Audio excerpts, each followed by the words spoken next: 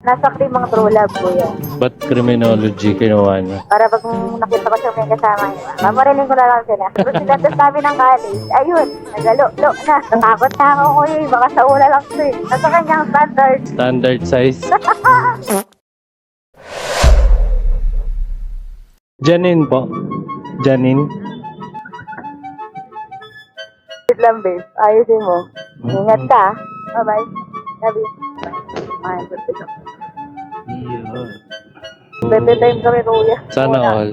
Sana. Nag-aaral pa po kayo? Opo. Paras po kami, criminology. Uy, Nasa Krimang True Love po yan. sana all ulit. Ba't criminology kinuha niyo? Para pag nakita ko siya may kasama niya, mamarinig ko na lang sila. Ayun pala. Grade 11 pa lang kami ng SHS. Fresh na ako. Ang pangarap na nga ako dati ko, yung pad ko lang. Tapos silandas namin ng college, ayun, nagalo-lo na. Nagalo-lo na si kuya. Kamusta naman mama yung boyfriend niya? Masunurin ba? Bago pa lang po kami. Bago pa lang. Opo. Natakot na ako kuya, baka sa una lang ito eh.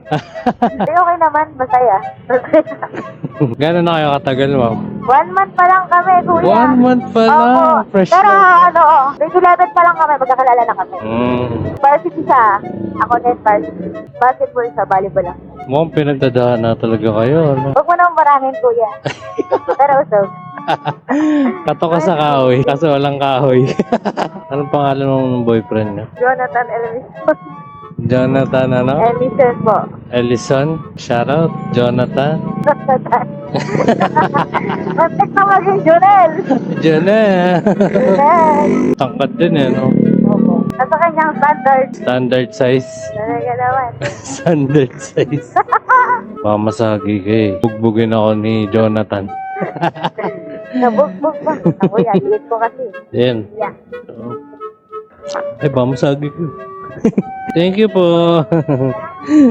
Thank you po. Okay, mga tong eats. Shoutout kay Ma'am Janine at sa kanyang boyfriend si Jonathan. Sayang, di ko natanong kung malaki ba at mataba at mahaba. Ano ba yan mga toy? Hanap tayo ulit ng panibagong booking. Babush.